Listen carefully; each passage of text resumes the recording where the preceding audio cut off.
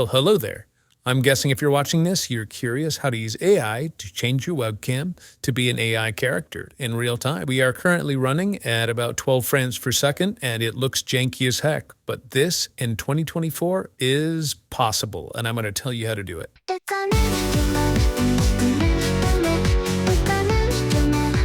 Now, first off, the question would be, why would you want to do this? For myself, I wanted to be a VTuber, but a lot of the ways of doing it seem pretty inaccessible. So for example, I wanted to not have to buy a bunch of expensive tracking equipment. So I tried using a project called KaleidoFace, which was pretty good for a while. I actually had a whole period where I was exploring doing this in 3D. I had HTC Vive tracker pucks. I had an iPhone app which was tracking my facial expression and movements, and all of that was linked up live to Unreal Engine, and I was using metahumans and things like that. But then I started looking into what would it take to make myself my own personalized model to use in 3D. And that's when I stumbled across a pretty amazing creator, Officer Boom. Oops, I messed something up. Chat, look away. Look away! Nightmares. Officer Boom would live stream the sessions of working on their avatar, as well as Code Miko. Hey everyone! Today, I'm going to be speed dating with 10 insane AIs. My Twitch community submitted their wildest personality ideas. And that was just seemingly insurmountably difficult. It was like a 6-month learning process, it looked like, between where I was and where I would need to be to make myself a model, between the Blender work and the rigging and all that. And that was right about the time that real-time post detection started to come on the scene. I was looking at these cost-prohibitive, complex, difficult ways of becoming a VTuber that were super intimidating and honestly didn't seem like any fun. And I started to think, pretty soon, this is all just going to happen with a camera. I kind of put the whole idea on the back burner, and I was like, let me check back in with this once I can just do it with a camera. Well, seeing as I, as janky as it is, am some weird Giga Chad headphone DJ looking feature guy, I'm pretty sure we might have a new way to do this. So I'm going to take you through the process of getting this set up yourself. Now, what do you need? Unfortunately, the one thing that you do need is a powerful computer. And I think that that's going to be the last domino to fall over the course of the next year. You can be able to do it cheaply, remote, like from an online service, or you're going to be able to do it on a lower end device that's not so cost prohibitive. But what you're looking at right now, this is an RTX 3090 PC with actually an old processor, Intel 8700K. Now, my setup that I have for this right now is very basic. It's a Logitech C920 webcam, and this really basic, janky green screen that goes on the back of your chair, which if I lean back doesn't even fully cover this face. So I'm like leaning forward and doing this. But you know what? Janky gets the job done.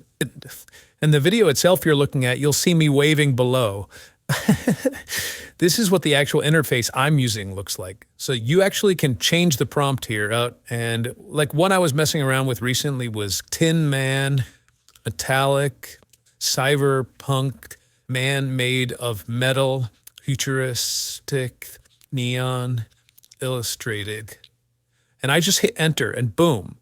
You see, I completely changed to look like this different character. And you can see it's also very inconsistent. So this is like a very, very early version of this. So there is no interframe consistency. Every frame is being grabbed by the webcam. The browser app turns it into just a JPEG. It sends it to the server. The server runs that through sdxl-turbo and sends it back to the front end. And then the front end just renders the warped frame. So I'm going to update the prompt back to my DJ looking guy. And this is the character that I'm going with for now. I don't know why. I just dig it.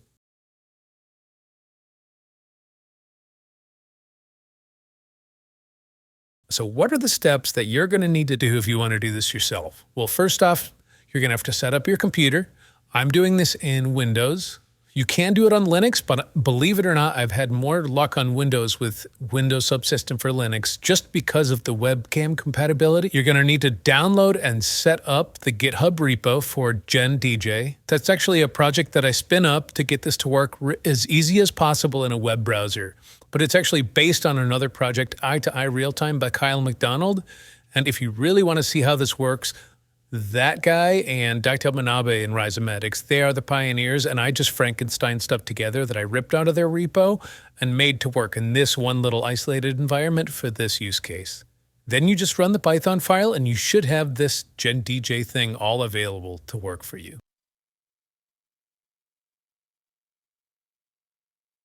So right here, we have the actual project for GenDJ, and all that you're seeing right here is frames coming in and frames going out. It's just a little logging so that I can see what's going on.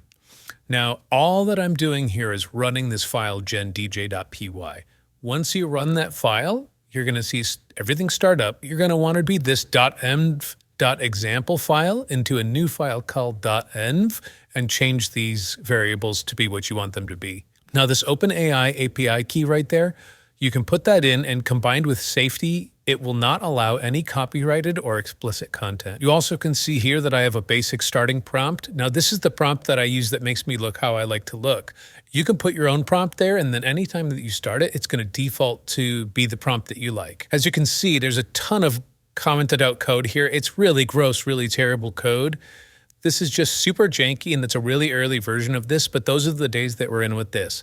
I firmly believe over the next few years, this is going to become very normal, and there's going to be a lot of products built around this, and there's going to be a lot of well-known internet constructed identities that are going to be rendering themselves this way. But if you're getting going now, you're one of the earliest adopters, and you're dealing with jank. Also, if you do go look at the other project, Eye to Eye Real-Time, you'll see that it's actually very, very robust. And it was originally designed, it seems to me, to be run between multiple worker machines that are all rendering frames, which are then reorganized by a main server machine. There is a solo way to run that project where it just runs on one machine and spits out the frames of the webcam into a little window for you, but I actually couldn't really get that one to work. So that's actually why I originally started ripping things out of that and putting it into this different project, is because first I was just learning how everything worked, and second, I actually just couldn't even get it running. The architecture is really amazing though, so I recommend everyone go read it. And